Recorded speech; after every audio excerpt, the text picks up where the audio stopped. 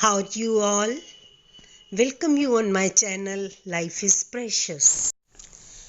5 दिन तक चलने वाले इस प्रकाश पर्व के पहले दिन धनतेरस पर आज मैं आपके सामने कुछ विशेष जानकारी रखूंगी कि धनतेरस के दिन आप क्या खरीदें और क्या ना खरीदें कि आपका जीवन सुख समृद्धि से भर जाए।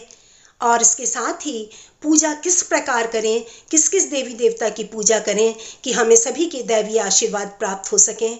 और इस सब के अतिरिक्त आखिर में मैं आपको एक बहुत ही दिव्य बिंदु पर आपका ध्यान केंद्रित करूंगी, इसलिए वीडियो को आखिर तक जरूर देखें ताकि आप सबको ये लाभ प्राप्त हो सके। Wish U a very happy Dhanteras.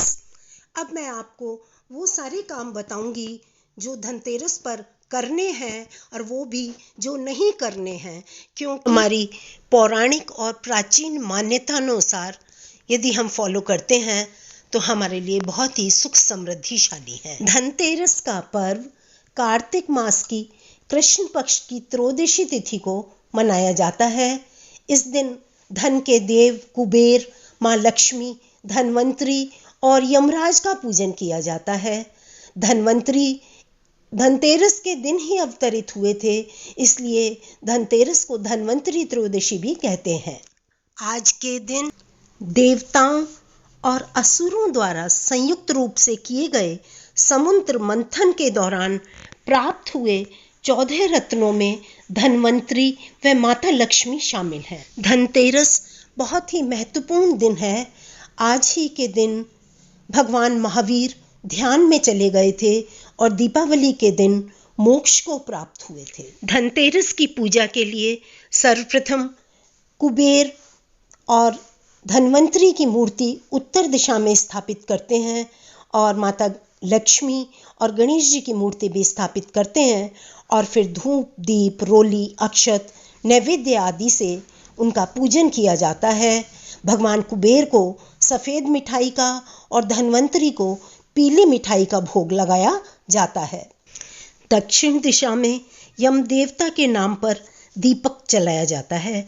यदि ग्रह लक्ष्मी ऐसा करती हैं तो मान्यता है कि पूरा परिवार स्वस्थ एवं प्रसन्न रहता है, दीर्घ आयु को प्राप्त होता है। धनतेरस के दिन 6 वस्तुएं ना खरीदने का और 10 वस्तुएं खरीदने का एक प्रचलन है। आइए मैं आपके साथ शेयर करती हूँ कि क्या ना खरीदें। तो सबसे पहले ना खरीदने वाली चीज़ों में है लोहे की कोई चीज़ ना खरीदें। दूसरा, कांच का कोई सामान ना खरीदें। तीसरा, स्टील भी ना खरीदें। चौथा, प्लास्टिक का सामान भी नहीं खरीदना चाहिए। पांचवा, काले रंग की चीज़ों को घर में लाने से बचना चाहिए। और छठा, धनतेरस के दिन चाकू, कैंची जैसी धारदार चीज़ों को भी नहीं खरीदना चाहिए। अब मैं आपको बतलाना चाहूँगी कि कौन सी वो 10 चीज़ें हैं जिन्हें हमें खरीदना चाहिए। तो सबसे पहले खरीदने वाली चीज़ों में है आप लक्ष्मी गणेश की मिट्टी की प्रतिमा खरीदें। सोने चांदी की प्रतिमा खरीदना बिल्कुल ज़रूरी नहीं है। आप मिट्टी की प्रतिमा भी खरीद सकते हैं और उससे भी माता लक्ष्मी और गणेश जी उतने ही प्रसन्न होते हैं जितने की सोने चांदी की प्रतिमा से। दूसरा, धनतेरस के दिन स्फटिक श्री यंत्र अवश्य खरीदना चाहिए। तीसरा, धनतेरस पर झाड़ू खरीदने की मान्यता है। झाड़ू में माता लक्ष्मी का वास होता है और झाड़ू से सफाई करते हैं तो घर की निगेटिविटी बाहर चली जाती है, इसीलिए धनतेरस के दिन झाड़ू खरीदने के लिए कहा गया है। चौथा, नमक। दिवाली के दिन नमक का पोंछा लगाते हैं और इसे धनतेरस के दिन खरीदना शुभ होता है। पांचवा, धनिये के बीज भी धनतेरस के दिन खरीदने चाहिए।